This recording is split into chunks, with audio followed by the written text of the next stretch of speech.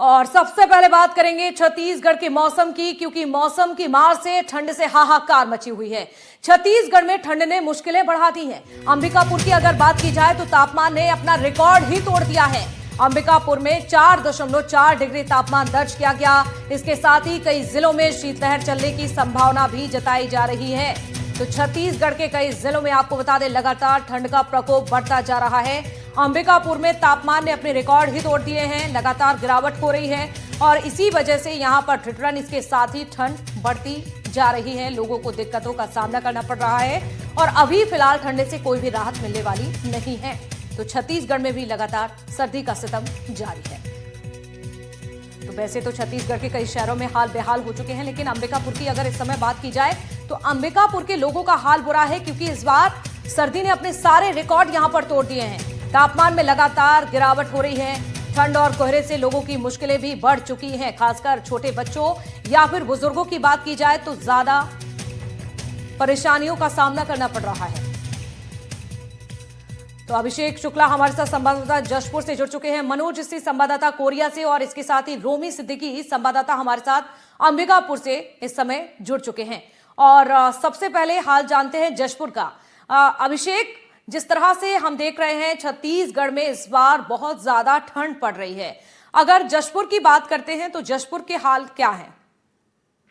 देखिए, जशपुर जिले में कड़ाके की ठंड पड़ रही है। सबसे पहले बात करें तो पर्रापट और सन्ना क्षेत्र में लगातार तापमान में गिरावट देखी जा रही है, क्योंकि यहाँ जो क्षेत्र है पठारी क्षेत्र होने की वजह से लगातार तापमान में गिरावट दर्ज की जा रही है। बीती रात की जो तापमान की बात करें तो करीब 1 डिग्री सेल्सियस यहाँ पर दर्ज किया गया था। पूरे जो क्षेत्र में बर्फबारी की भी सूचना है और लगातार बर्फबारी होने की वजह से ठिठुरन बढ़ा दी है। लोगों को समस्या हो रही है। ज्यादातर लोग जो वाहन चालक है उनको परेशानी हो रही है, क्योंकि जो चालक है उनको चलाने में, गाड़ी चलाने में दिक्कत हो रही है। हमारे साथ कुछ लोग भी, उनसे बात करते हैं कि आखिर कितनी ठंड है और ठंड से बचने के लिए क्या क्या उपाय कर रहे हैं।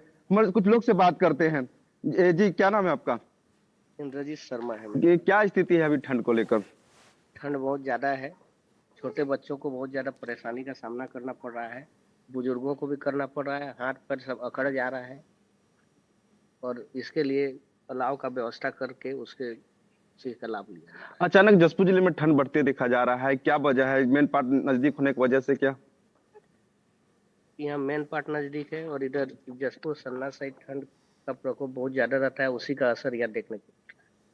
तो देखिए साक्षी, इनका भी कहना है कि जो ठंड का जो प्रकोप है लगातार बढ़ते जा रहा है, क्योंकि जो लोग हैं अब ठंड से बचाव करने के अलावा कि वो सहारा ले रहे हैं, साथ ही गर्म कपड़े का सहारा ले रहे हैं। और जो जशपुर जिले की ठंड की बात करें तो लगातार तापमान में गिरावट देखी जा रही है। बिल्कुल, तापमान में गिरावट देखी जा रही है और ठंड का प्रकोप लगातार बढ़ता जा रहा है। मनोज का रुख करेंगे कोरिया में। मनोज, क्या हाल है? हम देख रहे हैं हिमालय से जिस तरह से बर्फीली हवाओं का दौर जारी है, ऐसे में ठंड ने पूरे छत्तीसगढ़ को अपनी चपेट में ले लिया है। लेकिन अगर कोरिया की बात करते हैं तो कोरिया में अभी फिलहाल क्या अपडेट मौसम को लेकर? जी देखिए, मैं बिल्कुल बताऊं, कोरिया में ठंड का कहर काफी ज्यादा है। और वही हम बात करें तो ठंड के कारण जो है सुबह की बात करें चाहे शाम की बात है, पूरा सुनसान सड़कें रहती है। और वहीं पे मार्केट की बात करें तो मार्केट भी 10-11 से पहले खुल नहीं रहा है, सन्नाटा रहता है। पीछे तस्वीरों में दिखाऊंगा पीछे किस तरह जो है भीड़ है यहाँ पे चाय की चुस्कियों लेने के लिए और आग तापने के लिए। सहारा लोग यही स्थान में पूरे भीड़ जमे हुए हैं। और देखा जाए तो वहीं स्कूलों में भी बच्चों की उपस्थिति काफी कम संख्या हो रही है।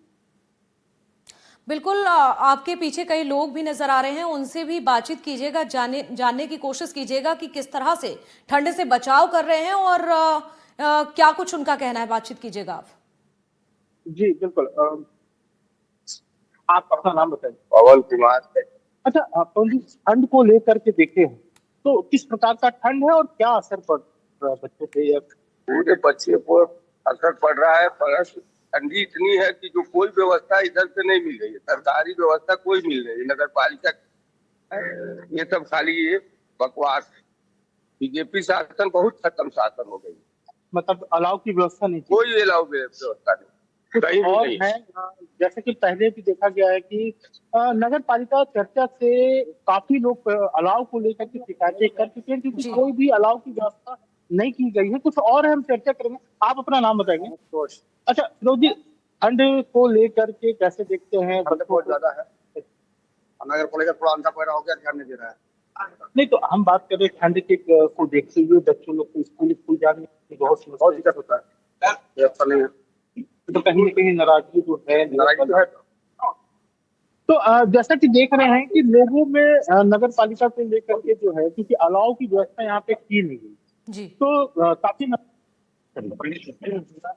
बिल्कुल, कहीं ना कहीं प्रशासन की ओर से जो व्यवस्थाएं नहीं की गई हैं उससे भी लोगों में एक अलग तरह का गुस्सा देखा जा रहा है। रोमी सिद्दीकी, आपका रुख करना चाहूंगी। अंबिकापुर की अगर बात करते हैं तो देखिए, अंबिकापुर में इस बार सर्दी ने सारे रिकॉर्ड अपने तोड़ दिए हैं। लगातार यहां पर तापमान में गिरावट देखी जा रही है। तो आखिरकार अंबिकापुर में कब मिलेगी लोगों को राहत? देखिए साक्षी, अगर राहत की बात करें तो फिलहाल तो जनवरी माह में राहत की कोई भी उम्मीद नहीं है, क्योंकि सीधे तौर पर मौसम विभाग ने पहले ही अल्टीमेट जारी कर दिया है कि जिस प्रकार से उत्तर से चलने वाली हवाएं, सर्द हवाएं जो कि अंबिकापुर पहाड़ी क्षेत्र पड़ता है यहाँ से गुजर रही हैं, उसके कारण यहाँ पे ज्यादा ठंड किया है। ऊपर शीतलहर भी चल रही है।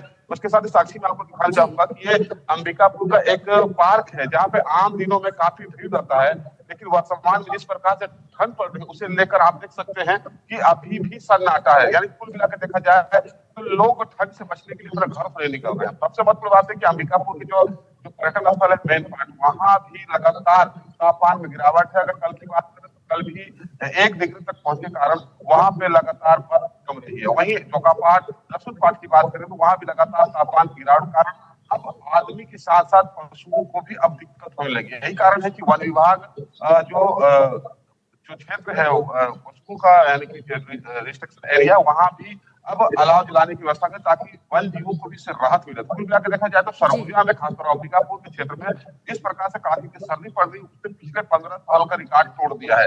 इसके साथ ही मकर संक्रांति तक पहले उम्मीद किया जाता था कि आज ठंड से राहत मिलेगा, लेकिन इस बार मकर संक्रांति के त्योहार में भी आपको कोई राहत नहीं मिली, ऐसा मौसम विभाग का अनुमान है। कुल मिलाकर देखा जाए तो जिस प्रकार ठंड पड़ रही है उससे अभी आपको राहत नहीं मिलेगी, ऐसा सीधे तौर पर वन विभाग का कहना है। जी बिल्कुल, यानी कि जनवरी महीने में फिलहाल किसी भी तरह की राहत नहीं है।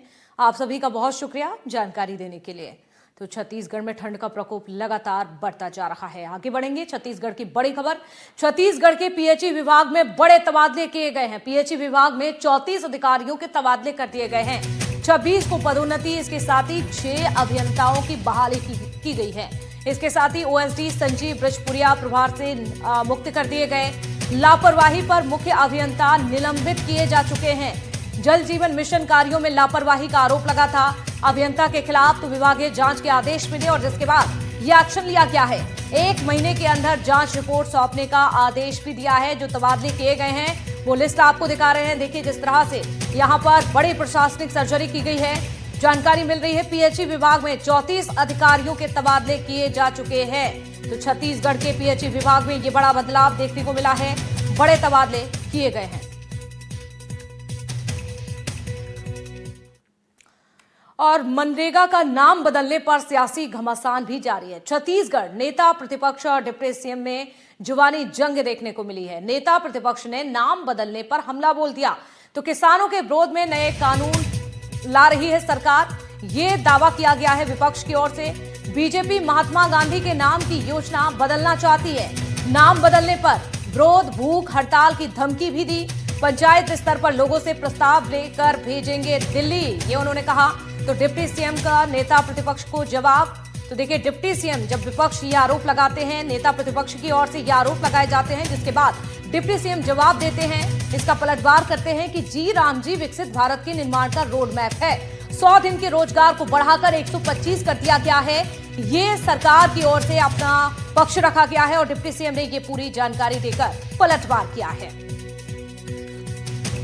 तो देखिए, मनरेगा जी राम जी जो नया कानून आया है वो विकसित भारत के निर्माण के लिए एक रोड मैप है। छत्तीसगढ़ के बजट पर कितना फर्क पड़ेगा सर? ये विकसित भारत के निर्माण का रोड मैप है। 100 दिन के रोजगार को बढ़ाकर 125 दिन किया है। गड़बड़ी के जितने भी गुंजाइश होती थी उन सबको समाप्त किया गया है। आखिर गांव के विकास के लिए राज्य का भी योगदान होता है। मनरेगा के माध्यम से गांव की आवश्यकताओं की पूर्ति, जल संचय से लेके बाकी सुविधाओं की पूर्ति केंद्र और राज्य मिलकर करेंगे और निश्चित रूप से ये गांवों को समृद्ध और विकसित बनाने में बहुत बड़ी भूमिका निभाएगा। ये पहले 100 दिन का जब डिक्लेयर था तब कई जगहों में छत्तीसगढ़ में 52 दिन मिले थे। उस हिसाब से हम अगर 40% की मांग करेंगे तो 20,000 करोड़ अतिरिक्त व्यवहार छत्तीसगढ़ सरकार को पड़ेगा। अब आज की तारीख में जब गांव में काम करने के लिए पैसे नहीं है उनके पास, तो 20,000 करोड़ रुपया कहाँ से लाएंगे, यही हमारा सवाल होगा, यही लड़ाई की शुरुआत होगी। चलिए आगे बढ़ते हैं, एक बड़ी खबर का रुख करेंगे। रायपुर से बड़ी खबर मिल रही है। राम के नाम का अपमान करने पर कार्रवाई की गई है। प्रश्न पत्र बनाने वाली शिक्षिका को निलंबित कर दिया गया है। मामले पर आपको बता दें, शिक्षिका का स्पष्टीकरण भी सामने आ चुका है और शिक्षिका ने अपना बयान दिया है कि गलती से रामू की जगह दरअसल राम लिख गया था।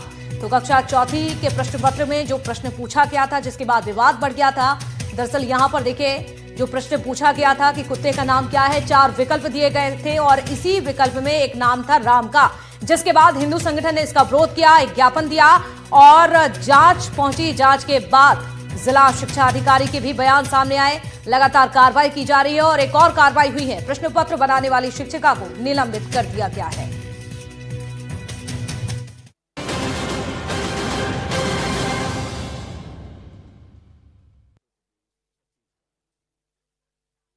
छत्तीसगढ़ के कांकेर जिला में बेहतर पुलिसिंग और अपराध ला रोक लगाए बर गश्त व्यवस्था ला बेहतर बनाए बर पेट्रोलिंग मोटरसाइकिल की शुरुआत करेगे है। दरअसल पुलिस अधीक्षक कार्यालय में एएसपी आकाश श्री मालहा हरी झंडी दिखाकर पेट्रोलिंग मोटरसाइकिल ला रवाना करीज। पुलिस जवान मन अब जिला के जम्मो इलाका में गली मोहल्ला में आसानी से पेट्रोलिंग कर पाही। पुलिस जवान मन अब रात्रि में घलो शहर व आसपास के गांव के रद्दा में चौक चौराहा में गश्त कर निगरानी करही। एकर ले अपराध नियंत्रण और चोरी जैसन घटना में रोक लगाए में बड़ा आसानी हुई। आप ला बता दें कि पेट्रोलिंग मोटरसाइकिल में हूटर, लाइट और वायरलेस की सुविधा भी दे गए है।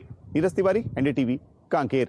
कांकेर पुलिस द्वारा जिले में प्रोएक्टिव और प्रिवेंटिव पुलिसिंग को प्रमोट किया जा रहा है, जिसके तहत आज यहाँ पे कांकेर एसपी ऑफिस के थ्रू लगभग 10 गाड़ियों को सायरन और माउंटेड लाइट्स के थ्रू यहाँ से निकाला गया है। शहर के विभिन्न जगहों में और अलग अलग सब डिविजन्स में जो मेन हेडक्वार्टर्स है, वहाँ पे ये गाड़ियाँ नाइट पेट्रोलिंग के लिए यूज की जाएगी। इसका विशेष मुद्दा ये है कि जहाँ पे अंदर गलियों में जहाँ पुलिस की प्रेजेंस नहीं है, प्रेजेंस बढ़ाने के लिए ये मुहिम चालू की गई है। अंतागढ़, भानु प्रतापपुर, पखानजोर और चारामा, कांकेर, ये सभी जगहों पे नाइट पेट्रोलिंग के लिए इसको यूज किया जाएगा। इस पे जिस तरह से साइरेंस लगे हुए हैं उसको ट्रैफिक पुलिस द्वारा भी यूज किया जाएगा, ताकि शहर में ट्रैफिक की व्यवस्था भी बनी रहे और किसी प्रकार से अंदर गलियों में भी या दूर दराज एरिया में भी जो रेजिडेंशियल एरिया है वहाँ पे किसी प्रकार का कोई प्रॉपर्टी ऑफेंसेस ना हो पाए, इसलिए हम प्रिवेंटिव पुलिसिंग के तहत आगे बढ़ रहे हैं। छत्तीसगढ़ की धमतरी जिला में ई चलान के कार्य प्रारंभ हो गए है। आप लोग बता दें कि यह कुछ दिन पूर्व ये कार्य प्रारंभ हो गए है। एक बाद जो साइबर ठग है वो मन एक्टिव हो गए हैं। लोगन मन के जो मोबाइल नंबर में व्हाट्सएप में एक मैसेज है वो भेजत है और जेकर बाद लोगन मन जो साइबर ठग के जो है एक गिरोह में जो है फंस जाते। आप लोग बता दें कि लगातार आरटीओ के ई चलान के ऐप है जो लोगन मन के पास पहुँचत है और ये जो ठग मन है ये मन जो हैक करत है, जेकर मोबाइल मन के हैकर है जो करत है लगातार, ये मन लगातार ओकर कॉन्टेक्ट नंबर मन है, जरूरी जो उनके दस्तावेज मन है ये मन अपन मोबाइल में स्कैन कर लेते। ठग के शिकार मन लगातार ये जो घटना है जिले में बढ़त है। फिलहाल जो धमतरी पुलिस है लोगन मन से ये अपील करत है कि इस तरीके की जो जालसाज ठगे मन की जालसाज जो बिछाए जाते हैं इनमें सतर्क रहने की जो है ज़्यादा जरूरत है। कांकेर से एनडीटीवी पर पूनम। इस संबंध में यही अवगत कराना चाहेंगे कि आरटीओ कभी भी एपीके फाइल या व्हाट्सएप के माध्यम से ई चलान वगैरह नहीं करता है। किसी भी अनजाने नंबर से आए .apk एक्सटेंशन को, फाइल को कभी भी लिंक ना करें, क्लिक ना करें, अन्यथा ये आपका जो है पूरा डेटा हैक हो सकता है, अकाउंट आपका कॉम्प्रोमाइज हो सकता है। ऐसे कुछ मामले भी संज्ञान में आए हैं जिस